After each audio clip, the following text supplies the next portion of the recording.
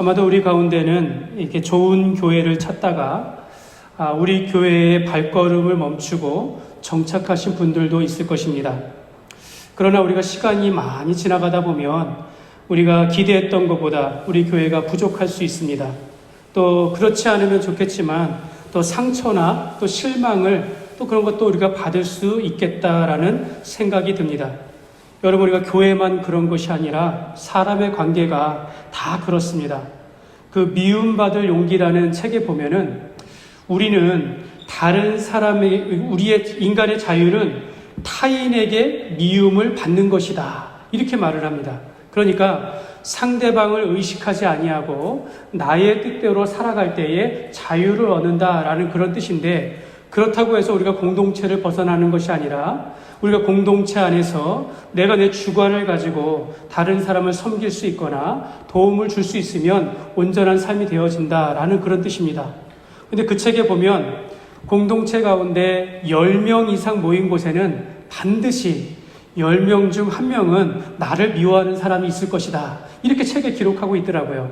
그러니까 여러분, 우리가 늘 이런 것을 염두에 두면서 타인의 말에 우리가 의식하는 것이 아니라 내가 다른 사람에게 용기를 주고 다른 사람에게 도움을 줄 수 있으면 그것이 바로 좋은 삶이 될 수 있겠다라는 것입니다.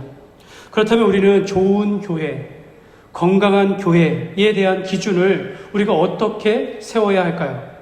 우리가 어떤 교회를 바라보면서 건강한 교회다, 이렇게 우리가 소망할 수 있을까요? 예수님께서 베드로에게 이렇게 말씀하셨습니다. 너는 베드로라. 내가 이 반석 위에 내 교회를 세우리니 음부의 권세가 이기지 못하리라, 이렇게 말씀하셨습니다. 그러니까 베드로의 신앙 고백 위에 베드로가 뭐라고 고백했습니까? 주님에 대해서 주는 그리스도시요 살아계신 하나님의 아들입니다 라고 고백하니까 예수님께서 너무 기쁘시고 그 말에 흡족하셔서 칭찬하신 것입니다. 내가 네 반석 위에 내 교회를 세우리라, 예수의 교회를 세우리라 약속하셨습니다. 이렇게 볼 때 건강한 교회다, 좋은 교회다라는 것은 예수님이 주인 되시는 교회다라는 것입니다. 예수님이 교회의 주인 되시는 것을 우리가 볼 때, 그 교회는 좋은 교회다, 우리가 이렇게 생각할 수 있겠습니다. 그래서 그 교회가 우리가 예수님의 인격과 또 예수님께서 하신 일들을 닮아서 하는 그 교회, 그런 교회가 좋은 교회입니다. 내가 그 교회에 등록하고 내가 그 교회에서 신앙생활하는데 예배를 드리고 배우다 보니까 저절로 조금씩 내가 예수님의 인격을 닮아서 성품이 자라간다. 그럼 좋은 교회인 거예요. 또한 내가 이곳에서 사역하는데 예수님께서 원하시고 기뻐하시는 그런 사역을 하고 있어요. 그러면 그 교회는 좋은 교회가 되는 것입니다. 그런데 우리가 반대로 생각해 보면 사람이 교회의 주인은 아니어야 한다라는 것입니다. 이 교회의 주인은 예수님이시다 하시면서 목사님이 독재하거나 한두 사람의 결정에 의해서 교회가 움직여지는 것, 그거 잘못된 모습이라고 하는 것입니다. 그럼에도 불구하고 소수의 그 좋은 성도들, 소수의 헌신된 성도들에 의해서 교회가 좋아질 수 있다는 것을 우리가 기억해야 합니다. 그러니까 우리가 100명 이상의 많은 사람들이 그냥 조금 헌신하는 그런 교회가 아니라 단 한 사람이라도 온전히 헌신된 성도들, 100% 헌신된 사람에 의해서 그 교회가 사실은 건강해지는 것입니다. 그러니까 교회의 건강함과 교회가 예수님이 주인 되신다라는 것은 많은 사람의 숫자에 있는 것이 아니라 한두 사람이라도 온전하게 헌신된 사람이 있다면, 그래서 저는 기도합니다.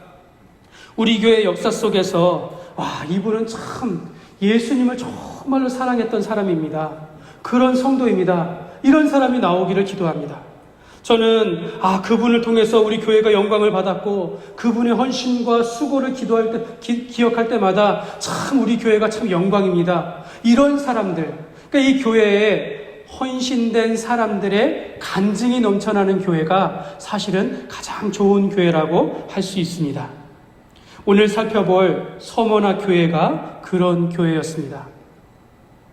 소아시아 7교회 가운데 제가 살펴볼 때 제가 보기에는 이 교회 가운데 가장 가난했어요. 그럼에도 불구하고 예수님께서 가장 칭찬을 하였던, 가장 칭찬을 많이 받았던 교회입니다. 이 교회의 역사 가운데, 서머나 교회의 역사 가운데 주님을 위하여 목숨을 바친 순교자들이 배출된 바로 이 교회가 바로 서머나 교회였습니다. 서머나 교회 하면 충성된 교회다.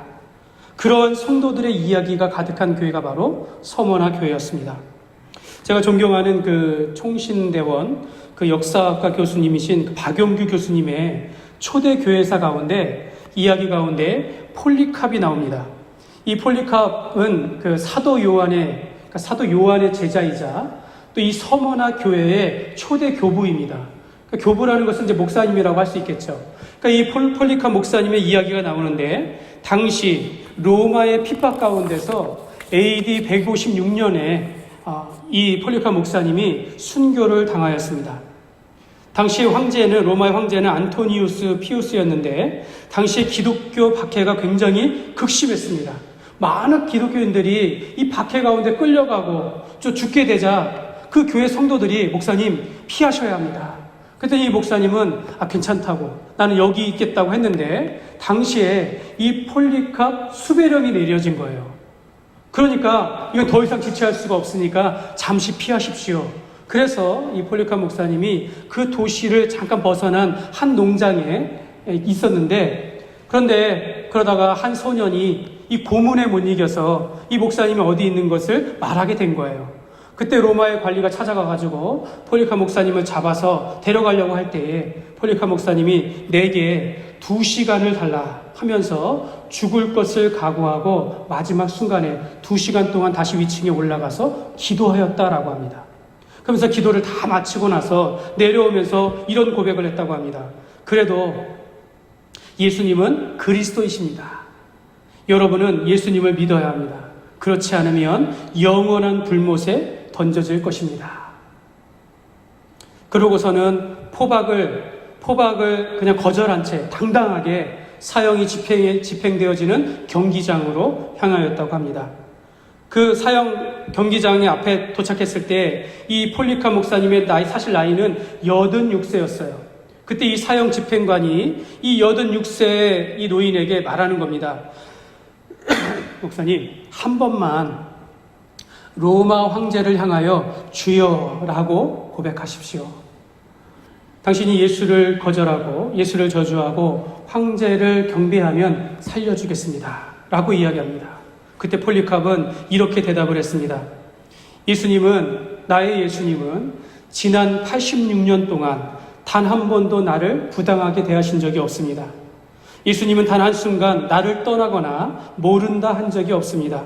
그러니까 내가 어찌 나의 왕 그리스도를 모독할 수 있겠습니까? 하면서 당당하게 죽음의 길을 걸었습니다. 그때 이 사형 집행관은 사형을 집행하려고 할 때 그러면 선택을 하십시오. 저 수일 동안 굶주린 사자의 밥이 되겠습니까? 아니면 화형에 처하겠습니까? 그때 이 폴리캅은 이렇게 대답합니다. 내가 사자에게 죽으면 단 한순간에 죽을 수 있습니다. 주님이 나를 위해서 죽은 그 사랑을 생각할 때 한순간에 죽기엔 죄송스럽습니다. 하면서 화형의 죽음을 택하였다라고 합니다. 여러분, 이 폴리캅의 죽음은 서머나 교회의 믿음의 유산이 되었습니다. 여러분, 더 놀라운 것은요, 이 폴리캅은 이 서머나 교회의 12번째 순교자였다라는 겁니다. 서머나 교회는 예수님을 사랑하는 그 첫사랑을 끝까지, 그래서 예수님의 그 사랑을 머리로 받은 것이 아니라 가슴으로 받아서 죽기까지 충성하였던 교회가 바로 서머나 교회였습니다. 이렇게 보면은 죽도록 충성하라라는 것은요, 여러분, 우리가 믿음을 지키는 것입니다. 내 신앙의 정조를 지키는 것이 바로 충성입니다. 우리가 세상 가운데 미움받을 것을 각오하고 끝까지 믿음을 지켜내는 것입니다. 여러분, 우리가 예수님을 믿는다라는 것, 여러분, 복음은요, 환경과 위험을 뛰어넘습니다. 우리가 예수를 믿고 예수님이 이 교회의 주인이 되는 순간, 여러분, 이후에 우리의 삶은요, 우리가 세상의 안전과 세상의 성공을 사실은 보장하지 않습니다. 서문학교회는 그렇게 믿음을 지키면서 죽도록 충성한 교회였습니다. 그래서 서문학교회에 나타나신 예수님, 어떤 모습이냐면 8절에 보면 이렇게 말씀합니다. 서문학교회의 사자에게 편지하라. 처음이요 마지막이요 죽었다가 살아나신 이가 이르시되. 여러분, 여기에 보면 서문학교회를 향하여 나타나신 예수님은 어떤 모습입니까? 예수님은 처음이요 마지막이요 죽었다가 살아나신 이, 너무너무 서문학 교회가 필요로 하는 그 주님이시라는 겁니다. 처음이요 마지막이다라는 것은 예수님은 영원하신 분이라는 겁니다. 너희 가운데 영원토록 함께 할 것이며 내가 죽었다가 부활하신 이니 너희가 죽어도 다시 살겠고 너희를 위하여 예비된 하나님의 나라가 있음을 그들에게 말씀해 주고 있는 것입니다. 그러니까 이 말씀을 들은 바로 요한의 사자로부터 이 편지를 들고 폴리캅이 이 편지를 낭독했을 때 처음이요 마지막이요 죽었다가 살아나신 이가 우리에게 말씀합니다 라고 했을 때 서문학 교회의 성도들은 다짐했을 겁니다. 내가 죽기를 각오하고 내가 이 교회를 떠나지 아니하리라. 내가 이 서문학 도시를 떠나지 않고 끝까지 믿음을 지키리라. 그렇게 각오하였을 것입니다. 그래서 이러한 생각을 할 때 얼마나 가슴이 뭉클해지는지 모르겠습니다. 여러분, 이 서문학 교회가 이러한 환경을 뛰어넘는 신앙 안에서 죽음의 위협 속에서도 믿음을 지키면서 살게 된 것은요, 그 시대적인 배경이 있어요. 그 도시의 배경을 가지고 있습니다. 당시 이 서문학 지역은요, 오늘날 터키의 이즈미르 지역이라고 합니다. 이 소아시아 7교회 중에 유일하게 지금까지 존재하는 지역이라고 합니다. 그만큼 당시에는 인구가 10만일 정도로 굉장히 번창한 도시였다라고 합니다. 이 서머나는 아시아의 꽃이라고 불리울 만큼 당시 로마로부터 인정을 받고 혜택을 받아서 발전한 그런 도시라고 합니다. 그런 배경을 한번 살펴보면 AD 26년경에 티베리우스 황제 때, 그러니까 예수님은 AD 30년경에 활동하셨으니까 그 전이에요. 그때 이미 로마의 이 황제가 자신의 황제를 위한 신전을 만들려고 했다라는 겁니다. 그러니까 신전을 지으려고 하는데 어느 지역에 세울까 했는데 바로 이 서머나 지역이 가장 로마에 협조하고 로마에 충성하는 그런 도시였기 때문에 그 지역에 로마 황제를 위한 신전을 짓게 된 겁니다. 그리고 그로부터 많은 신전들이 지어지는데 이 신전들을 관리하는 그 역할들을 감당한 것이 바로 이 서머나 도시였습니다. 그만큼 그 정부에 협조적이고 또 충성하다 보니까 이 많은 지원과 혜택을 받게 된 도시가 바로 서머나 도시라는 거예요. 그래서 서머나 도시는 굉장히 부흥하고 발전되고 의학과 과학이 발전됐다, 이렇게 기록을 하고 있습니다. 당시에 그 황제에 충성했던 관리들이나 제사장들, 또 당시에 그곳에 살았던 유대인들조차도, 그러니까 이스라엘이 패망하고 유대인들이 흩어졌을 때 그 서머나 지역에 살았던 유대인들조차도, 이들을 우리가 디아스포라라고 하는데, 이들조차도 로마의 편에 서서 자기의 이득을 취했다라는 것입니다. 재물을 축적했다라는 것입니다. 이처럼 서머나 도시는요, 로마에 적극적으로 충성한 결과로 혜택을 받아서 아주 부자인 도시가 되었지만, 여러분, 반대로 그곳에서 살아가는 그리스도인들은 어떻겠습니까? 그들은 황제의 신전에 가서 절하는 것을 거절하였습니다. 당시에 황제 숭배를 강요할 때 따르지 않으면 기독교인들을 잡아가지고 감옥에 넣거나 죽임을 당했습니다. 당시에 흩어져 살던 그 유대인들조차도 적극적으로 로마에 협력하면서 우리의 신앙은 저들과 다르다 하면서 기독교인들을 고소하고 고발하며 비방하였던 것이에요. 그 가운데서 이들은 많은 핍박을 받게 된 것입니다. 그러면서 9절에 보니까 내가 네 환난과 궁핍을 알거니와, 이렇게 주님께서 말씀하고 있는 거예요. 주님께서 너희의 환난과 핍박을 알고 있다. 이 말씀이 아마도 그들에게는 굉장히 눈물의 위로가 되었을 것입니다. 미움과 오해를 받으면서 살아가는 것, 극심한 환난과 고통 가운데 살아가는 이들을 향하여 주님께서 너희의 환난과 궁핍을, 너희의 박해와 너희가 박해받는 것과 가난한 형편을 내가 다 안다라고 주님께서 위로하고 있으신 것입니다. 여기서 이 환난이라는 것은 트립시스라고 하는 그 헬라어로서요, 여러분 직접적으로 받는 고통을 말하는 거예요. 간접적으로 받는 게 아니에요. 이 환난은 기독교인이기 때문에 받는 고통입니다. 내가 예수 믿는다는 이유로 받는 손해를 보는 것이고, 받는 피해이고, 받는 시련입니다. 내가 네 환난과 궁핍을 알거니와 할 때 여기서 궁핍도 마찬가지예요. 궁핍은요, 푸토케이아라고 하면서 어떤 가난이냐면 구걸하지 않으면 살 수 없는 형편. 그러니까 내가 적당히 내 형편을 가지고 있는 것이 아니라 내가 모든 것을 잃어서 이제는 꾸지 않으면 살 수 없는 거예요. 내가 다른 사람에게 구걸하지 아니하면 살 수 없을 정도로 궁핍한 형태가 바로 이 궁핍이라는 것입니다. 이런 환난, 직접적인 고통을 받고 있고 직접적인 내가 손해를 보고 있는 그런 형편의 사람들이라는 거예요. 당시에 보면 이 상인들이 이 로마의 편에 서서 이 조합을 이루었는데 이 상인 조합이 있다고 합니다. 길드라고 하는데 모든 상인들 장사하는 사람들은 이 조합에 들어가야 했어요. 그래서 거기에 로마에 협조해갖고 거기에 숭배도 해갖고 그 모든 장사하는 이 인허가가 모든 허가와 혜택을 신전으로부터 시작됐다라는 거예요. 그런데 기독교인들은 거기에 가입할 수가 없었던 겁니다. 그러다 보니까 혜택은커녕 장사를 할 수가 없었던 겁니다. 그러니까 얼마나 많은 손해와 피해와 가난에 이를 정도로 예수 믿는다는 이유로 인하여 생계가 유지하기 어려울 정도로 가난하게 되었던 것입니다. 그래서 서머나 교인들이 겪었던 핍박과 가난은요, 그들이 믿음을 지키는 것과 이렇게 바꾸었던 것입니다. 바꾼 결과였습니다. 여러분, 우리는요, 종종 예수를 믿으면 복을 받습니다, 이렇게 고백을 합니다. 그래서 복을 받는 것과 예수님을 믿는 것을 이렇게 동일하게 생각을 합니다. 그런데 반면에 서머나 교회는요, 믿음을 지키는 것이 곧 핍박이요 가난이었습니다.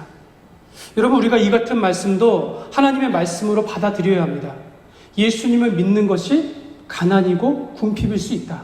어쩌면 이것이 더 클 수 있습니다. 예수 믿는 것은 예수 믿으면 복을 받아요, 예수 믿으면 잘 돼요 라고 생각하지만 사실은 예수님을 믿음으로 말미암아 우리가 핍박을 받을 수 있고 환난에 처할 수 있고 가난할 수 있습니다. 이것이 어쩌면 성경에 더 가까운 표현이라고 할 수 있는 것입니다. 예수님은 그들의 환난과 궁핍 가운데서도 믿음을 지키며 충성한 것을 칭찬하셨어요. 예수님은 내가 네 환난과 궁핍을 알거니와 실상은 네가 부요한 자니라. 가난한데 부요하다라고 말씀하고 있는 겁니다. 주님께서 말씀하신 부요함은요, 이 땅에서의 부와 재물을 의미하는 것은 아닙니다. 오늘 말씀은 영적으로 받는 부요함을 의미하는 거예요. 하늘에서 너를 위하여 준비된 상급을 의미하는 것입니다. 그러니까 이것은 눈에 보이지 않는 영적인 은혜를 말하는 것이지 이 땅에서 취할 수 있는 부와 재물을 의미하는 것이 아니다라는 것이에요. 여러분, 성경은요, 우리의 보물을 하늘에 쌓으라 라고 말씀합니다. 가난에도 복이 있다라고 말씀해요. 누가복음 6장 20절에 보면 너희 가난한 자는 복이 있나니 하나님의 나라가 너희 것이며. 여러분, 이 말씀을 그냥 그대로 받아들이시면 돼요. 아, 가난한 자가 복이 있구나, 그대로 받아들이시면 됩니다. 뭐 우리가 영적으로 해석해가지고 그렇지, 가난한 자는 부한 자보다 더 간절한 마음이 있기 때문에 예수님을 받기에 좋아, 더 순종하고 더 주님을 찾으니까 하나님의 나라가 이들의 것이야, 우리가 이렇게 영적으로 해석하지만 예수님께서 이 말씀하실 때 그 대상은 가난한 자들이었어요. 너희가 복이 있다라고 말씀했습니다. 너희가 나를 따를 때에 너희 그 가난함이 오히려 복이 있어 하나님의 나라가 너희의 것이다, 이렇게 말씀하셨습니다. 마태복음 6장 20절에 보면 오직 너희를 위하여 보물을 하늘에 쌓아두라. 거기는 좀이나 동록이 해하지 못하며 도둑이 구멍을 뚫지도 못하고 도둑질도 못하느니라. 여러분, 이 땅에 살면서 사실 우리의 부의 관심은요, 하늘에 있어야 한다라고 말씀합니다. 그래서 우리는요, 물질에 대하여 맡은 자이지 물질의 주인이 아니에요. 그런 마음으로 우리가 이 물질을 선용할 수 있어야 한다는 거죠. 바르게 사용할 수 있어야 한다는 것입니다. 우리는 재물과 부에 대하여 마음을 두는 것이 아니라 이것을 가지고 하늘에 쌓을 수 있는 그런 마음을 가지고 하나님의 뜻대로 사용할 수 있는 그런 태도를 가져야 한다는 것입니다. 예수님은 부유한 도시에서 가난과 빈곤 속에서 살 수밖에 없는 서머나 교회를 향하여 너희가 실상은 부유한 자이다 라고 그렇게 칭찬하였습니다. 고린도후서 6장 10절에 근심하는 자가 같으나 항상 기뻐하고 가난한 자 같으나 많은 사람을 부유하게 하고 아무것도 없는 자 같으나 모든 것을 가진 자로다. 여러분, 저는 우리가 가난하더라도 주님으로 인하여 마음이 풍성하고 주님 한 분만으로 인하여 감사할 수 있는 그런 은혜의 경지에 이르렀으면 좋겠어요. 여러분, 그런 경험이 있으십니까? 내가 아무것도 없어도, 내가 좀 부족해도, 내가 힘들어도, 내가 주 앞에 예배하고 주님 때문에 내가 견딜 수 있으며 그 가운데 오히려 기쁘고 사실은 내가 모든 것을 가진 자, 주님께서 나와 함께 하시는 것이 모든 것이다 라고 그렇게 기쁨을 누리신 적이 있습니까? 여러분, 우리는요, 가난이 죄라고 여기시면 안 됩니다. 여러분, 서머나 교회처럼 아무리 부자 동네여도요, 예수를 믿음으로 인하여 비방을 받을 수 있고, 일할 때 피해를 받을 수 있고, 그래서 우리가 궁핍해질 수 있습니다. 여러분, 억울하게 가난해질 수 있어요. 여러분, 우리는 이 땅에서 억울하겠지만 믿음으로 인하여 가난해질 수 있어요. 아낌없이 베풀다가 오히려 가난해질 수 있습니다. 내가 그리스도인으로 세상과 타협하지 않음으로 인해서 궁핍한 삶을 살아갈 수도 있는 것입니다. 그러나 예수님은 그러한 사람들에게, 그러한 성도들에게 너희가 실상은 부유한 자니라, 이렇게 우리를 축복하십니다. 그러므로 여러분 우리가 이 땅을 살아갈 때 우리는 서머나 교회처럼 순교의 현장에 있지는 않습니다. 그럼에도 불구하고 우리가 조심해야 할 것이 오늘 말씀을 통해서 두 가지가 있다라고 여러분들에게 권면드리고 싶습니다. 첫째는 재물을 조심하라. 재물을 조심하라. 이렇게 말합니다. 마태복음 6장 24절에 보면 한 사람이 두 주인을 섬기지 못할 것이니 이는 이를 미워하고 저를 사랑하거나 혹 이를 중히 여기고 저를 경히 여김이라. 너희가 하나님과 재물을 겸하여 섬기지 못하느니라. 여러분, 이 말씀에서 놀라운 것은요, 여러분, 재물이 우리의 주인이 될 수 있다는 거예요. 이런 이 재물이라는 것은 부를 이야기하는 겁니다. 돈을 이야기하는 거예요. 헬라어로 이것을 맘몬이라고 합니다. 맘몬. 그래서 과거에는 맘몬의 신이 있었어요. 맘몬을 숭배하는 겁니다. 물질과 부와 돈을 숭배하는 것이.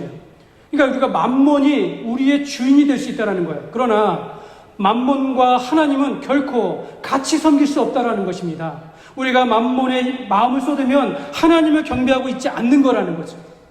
우리가 하나님을 경배하면 경배할수록 우리가 물질과 부에 집착할 수가 없다라는 것을 말씀하고 있는 것입니다. 서머나 교회의 성도들은 그렇게 잘 사는 동네에서 궁핍할 수밖에 없었던 것은 오직 하나님을 향한 믿음 때문이었습니다. 사랑하는 여러분, 우리가 맘몬과 하나님이라는 이 선택이 우리 삶의 순간순간 부딪힐 수 있습니다.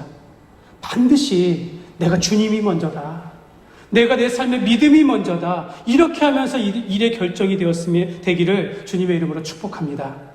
여러분, 그런가 하면 여러분, 인본주의를 조심하시기 바랍니다. 여러분, 황제를 숭배한다라는 것은 결국 우상 숭배입니다. 오늘 말씀에 유대인들이 나타나는데 로마의 편에 서서 황제 숭배를 인정하며 타협하며 살아가고 있어요. 그런데 예수님께서 이들을 향하여 너희는 유대인이 아니요 사탄의 회당이라, 이렇게 말하는 거예요. 그러니까 믿음 때문에 믿음을 저버리고 오히려 세상과 타협하면서 그 가운데 부요하게 사는 것이 너희가 사탄의 회당이다, 이렇게 예수님께서 그들을 질책하고 있습니다. 여러분, 세상과 타협하는 것, 사람의 편에 서서 일을 결정하는 것, 여러분, 이것이 결국은 인본주의라는 겁니다. 여러분, 우리는 끊임없이 하나님의 말씀 속에서 주의 뜻을 구하면서 살아가야 합니다. 저는 여러분들의 신앙을 의심하지 않아요. 여러분들에게 여기 있는 황제에게 절하십시오, 저는 아무도 그렇게 하지 않을 거라고 생각합니다. 왜요? 우리에게 총각하를 겨누지 않기 때문이에요. 그래요. 그러나 우리가 옆에 있는 신전을 그냥 인정합니다. 세상의 문화와 타락과 그 다음에 하나님을 저버리는 이 모든 문화에 대해서는 그냥 우리가 인정을 합니다. 어쩌면 우리가 그 가운데 살아가고 있어요. 분별하지 못하고 있다는 것입니다. 우리는 알게 모르게 세상과 타협하며 살아가고 있는 우리의 모습을 돌아보면서 우리가 하나님 앞에 우리가 점검해 와야 한다는 것입니다. 여러분, 차별금지법에 대해서도 여러분 사실은요, 차별금지법, 사람을 차별하지 말라, 얼마나 당연한 것입니다. 우리가 그렇게 찬성할 수 있어요. 그런데 우리가 그 조항들을 자세히 살펴보니까 그 가운데 동성애자들을 인정하는 거예요. 제3의 성을 인정하는 거예요. 성경은 그것을 죄라고 하는데 동성 결혼의 길을 열어주는 것입니다. 여러분, 이것을 하다 보면 우리 자녀들을 향한 모든 교육의 내용이 바뀌어집니다. 우리가 종교의 자유, 표현의 자유, 모든 것에 대해서 제약을 받고 다 바뀐다라는 거예요. 여러분, 우리가 이것에 대해서 타협한다면 여러분, 우리는 견딜 수 있어요. 그러나 우리의 다음 세대에게, 우리의 후손들에게는 그런 제도적인 악가운 데서 살아갈 수밖에 없다라는 것입니다. 여러분, 우리가 분별할 수 있는 지혜를 구해야겠습니다. 그래서 로마서 12장 2절에 보면 너희는 이 세대를 본받지 말고 오직 마음을 새롭게 함으로 변화를 받아 하나님의 선하시고 기뻐하시고 온전하신 뜻이 무엇인지 분별하도록 하라. 여러분, 우리가 이 땅을 살아가면서 믿음을 지켜내는 것이 무엇입니까? 결국은 하나님이 기뻐하시는 것이 무엇인지, 무엇이 선하고 무엇이 온전한 것인지 주의 말씀에 비추어서 우리가 분별하는 것이에요. 그래서 그것을 내가 결정하고 따라가는 것입니다. 우리가 그러한 삶을 살아야 한다는 것입니다. 아브라함이 하나님께서 축복하시지 않았습니까? 내 씨로 말미암아 하늘의 별과 같이 바다의 모래와 같이 많은 후손을 주리라, 이렇게 약속하셨어요. 내 후손을 통하여 약속의 자녀가 오리라, 이렇게 약속하셨습니다. 근데 이 약속을 받은 후 10년이 지난 겁니다. 내 아내 사례는 불임입니다. 내가 나이가 이렇게 늙었습니다. 그러니까 결국 그들이 합리적으로 결정한 것이 무엇이냐면 내 집안에서 길리었던 그 여종 하갈에게 동침한 거예요. 아브라함이 동침하여 자기의 씨로 말미암아 낳은 아들이 이스마엘이라는 겁니다. 이 아들이 내 후손이 되리라 하였지만 하나님께서 네가 틀렸다라고 말씀하셨어요.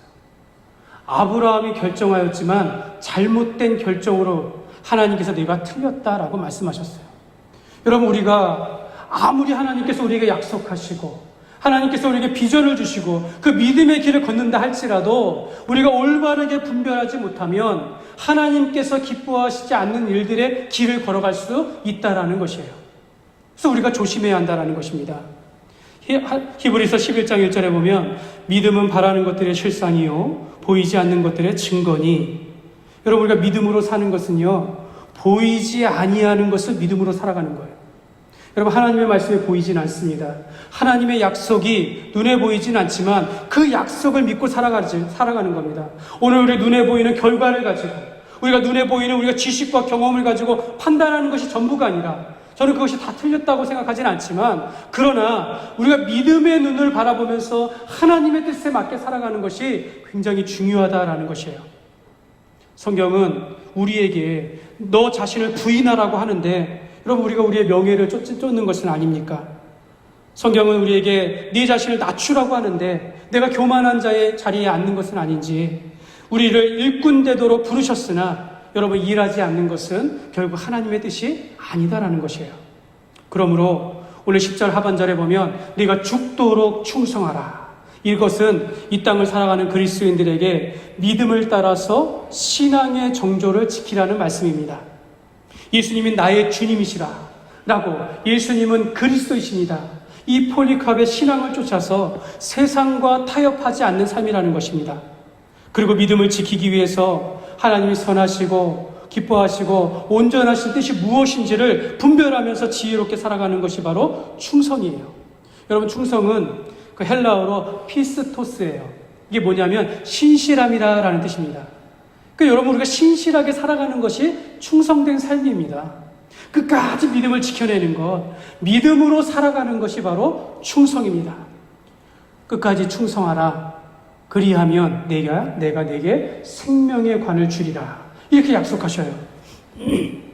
그러면서 내가 두려워하지 말라. 장차 마귀가 너희 몇 사람을 옥에 던지고 시험을 받게 하는데 내가 환난을 당하는데 10일 동안에 받을 것이다. 이렇게 말합니다. 이 말은 너희 가운데 핍박을 받아 죽는 자가 있을 것이다. 그러나 그 기간은 길지 않을 것이다. 제한된 시간 가운데 이미 끝이 있는 그 시간 가운데 너의 환난은 끝날 것이다. 약속하고 있는 것입니다. 그렇다면 우리가 믿음을 지키며 살아갈 때 반드시 끝이 있다라는 거예요. 여러분, 우리의 삶은 이 땅에 살 때 성경에서는 72호 80이라 이야기하고 오늘날 우리가 100세의 시대에 살아가지만 여러분, 우리의 시대가 끝이 있어요. 그러면서 우리는 주님께서는 영원한 하나님 나라에서 너희를 위하여 예비된 생명의 관이 있을 것이다. 11절 하반절에 보면 둘째 사망의 해를 당하지 아니하리라, 지옥에 던져지지 아니하리라 약속하시는 거예요. 저는 이 말씀을 묵상하면서 조금 의아했습니다. 여러분, 예수님을 믿으면 누구나 다 생명의 관을 받습니다. 예수님을 믿으면 누구나 다 천국에 가고 지옥에 떨어지지 않습니다. 그런데 왜 서머나 교회에게 너희가 죽도록 충성하라, 그리하면 내게 생명의 면류관을 주리라 이렇게 말씀하셨는가? 왜 내가 둘째 사망의 해에 던져지지 아니하리라 이렇게 말씀하셨는가? 저는 이게 이해할 수가 없는 거예요. 생각해 보니까 내가 서머나 교회 교인이 아니었던 겁니다. 내가 그 자리에 있지 않기 때문에 이 말씀이 이해가 안 되는 것이에요. 여러분, 운동선수가 올림픽을 준비하면서 운동하는 선수는요, 여러분 평생을 운동해요. 그 올림픽에 나가기까지 평생에 운동하며 훈련합니다. 식단을 조절하고 훈련하고 견디면서 또 이렇게 예선전도 치르면서 이겨가면서 결국 그 경기에 나갔을 때 메달을 따면 그 메달 자체가 아무것도 아닌 듯 하지만 지나온 모든 수고와 모든 힘듦을 견디면서 맞았던 내게 주시는 면류관이라 생각했을 때 그 기쁨은 상상할 수가 없는 거예요. 여러분, 우리가 다 같이 천국에 간다 할지라도, 우리가 다 같이 생명의 관을 받는다 할지라도 어떤 사람은 그 기쁨과 감사가 상상할 수 없는 조차의 그 가치를 누리며 하나님 앞에 갈 것입니다. 예수님께서 내가 수고하였다, 내가 죽도록 충성하였으니 내게 생명의 관을 주리라 하면서 우리에게 주실 때에 그 감격은 이루 말할 수 없는 것입니다. 여러분, 우리가 일평생 한평생 살아갈 때 여러분, 우리가 이 은혜가 있었으면 좋겠어요. 우리가 하늘의 소망을 두면서 우리를 위하여 예비된 그 영원한 생명을 바라볼 때에 우리가 그 기쁨 가운데 누릴 수 있는 것은 이 땅에 우리가 어떻게 살아가느냐에 따라서 달려있다라는 것입니다. 말씀을 맺겠습니다. 여러분, 우리 한국교회도 순교자의 피로 세워진 교회입니다. 여러분, 우리나라도 여기서 이제 경험하신 분들은 있을 수도 있겠지만, 일본의 핍박을 받아서 우리나라의 주권을 잃고 신사참배를 강요받던 시대가 있었습니다. 또한 전쟁이 있었을 때 공산주의를 강요받던 그런 시대가 있었어요. 여러분, 우리가 잘 아는 주기철 목사님은 일제시대에 신사참배를 거부하며 목숨을 잃으셨습니다. 이 주기철 목사님이 옥중에서 있을 때에 자기 아내에게 이런 편지를 썼다고 합니다. 여보, 지금 내 몸이 부어올라서 터질 지경이요. 아무래도 한 8해 후면 내가 죽을 것 같소. 어머니를 잘 부탁하고 그 아들이 영진과 광조를 부탁하고 하면서 간수장에게 이 편지를 전해달라고 했을 때 이 간수장이 그의 사모인 오정모 사모님에게 이 편지를 전했을 때 이 편지를 읽고 이 사모님이 이렇게 이야기했다고 합니다. 아니, 목사님이 아직 우리 가정에 무슨 미련이 남아서 이런 편지를 보냅니까? 어서 당신 갈 길 가시오. 한국교회의 장래가 당신의 어깨에 달려 있으니까 하면서 이 말을 전해달라고 했다라고 합니다. 그래서 결국 그 다음 해에 주기철 목사님은 봄에 돌아가시게 됩니다. 여러분, 초대교회 교부였던 터툴리아는 순교자의 피는 교회의 씨앗이다 이렇게 말했습니다. 여러분, 초대교회 시대는요, 박해로 인하여 성장하였던 시대입니다. 그들의 순교자들, 목숨을 버린 그들의 피가 결코 헛되지 않았습니다. 그들이 흘린 피로 인하여 복음이 더 전파되어지고 그 가운데서 더 교회가 확장되어지고 부흥하게 되었습니다. 여러분, 한국교회도요, 지금까지 믿음을 지키며 순교하신 신앙의 선배들로 인하여 지금까지 부흥하며 성장했다라는 것을 여러분 우리가 부인할 수 없어요. 우리는 120년의 짧은 기독교 역사를 가지고 있지만 그러나 이 일제시대와 전쟁을 경험하는 가운데 많은 사람들이, 많은 기독교인들이 순교함을 통해서 오늘 우리가 이 열매를 맺으며 편안하게 신앙생활을 하고 있는 것이에요. 여러분 우리가 어떻게 하나님 앞에 충성하느냐에 따라서, 우리가 어떻게 믿음을 지키느냐에 따라서 우리의 다음 세대가 열매를 맺게 되어 있다는 것입니다. 여러분 우리가 어떻게 하겠습니까? 그러므로 폴리캅이 고백한 것처럼 내 평생 86년 동안 하나님은 한 번도 나를 해롭게 하지 않았다라는 이 고백하면서 순교했던 걸 우리가 생각하고, 또 오정모 사모님이 당신의 어깨에 한국교회가 달려있다라고 말씀하신 것처럼 여러분 우리의 작은 헌신을 통해서 여러분 우리는 순교하지 않습니다. 그러나 우리는 희생할 수 있어요. 여러분 우리는 가난하지 않아요. 그러나 우리는 베풀 수 있습니다. 여러분 우리가 이 땅 가운데 믿음을 지키며 살아갈 때에, 우리가 끝까지 죽기까지 충성하며 믿음을 지키며 살아갈 때에 우리 교회의 영광이 여기에 달려있고 우리 후손들의 믿음의 승패가 여기에 있음을 깨달으면서 여러분 죽기까지 충성하시는 저와 여러분 되시기를 주님의 이름으로 축원합니다.